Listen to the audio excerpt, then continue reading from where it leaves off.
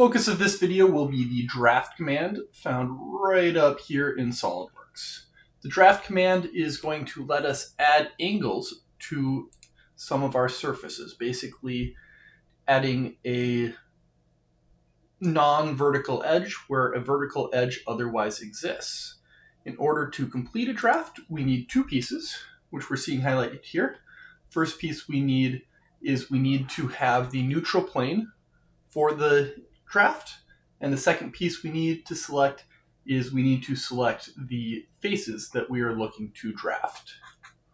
What this is going to do is it is going to create this angle for us on our draft. And we've turned this cylinder into more of a central portion of a cone. With this, we do have the opportunity to reverse it, or we can modify it in other ways. But I'm going to pause here for a second and talk about a little bit what is actually going on. So I have my neutral plane right here. And what that means is this plane stays the same.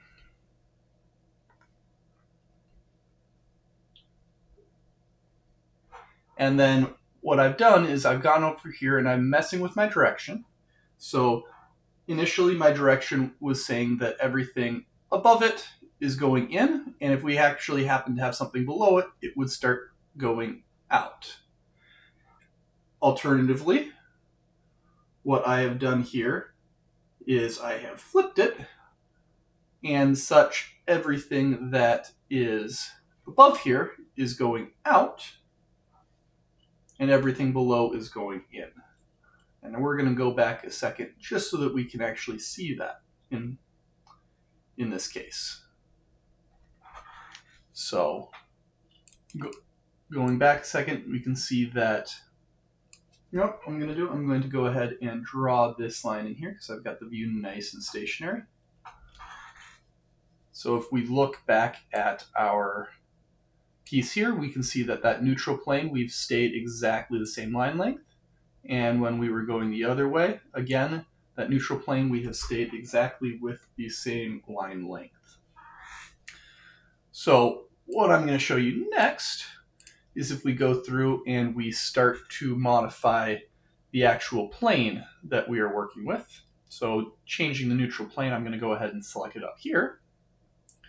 We can see the same thing is true for this piece here. We've kept the same length up top, and we have changed the area below, switching back and forth just to show that transition for you.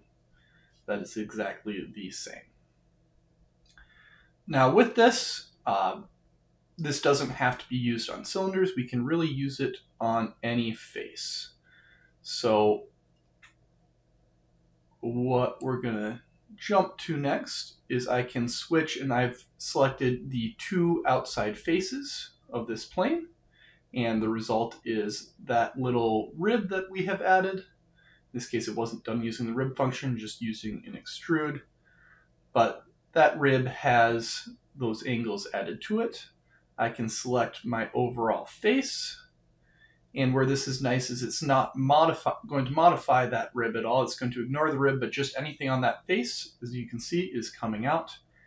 And where this actually becomes extremely useful is we can do it with some odd pieces, such as this little double extrusion, a double revolve, which would be very difficult to model by hand.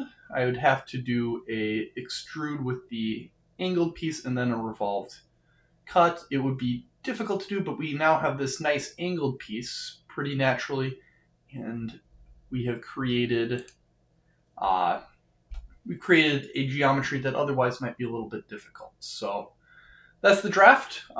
This is a unique feature for us in that this is the first one that we have that we don't actually need any sketches for. It's just all about selecting faces and pieces.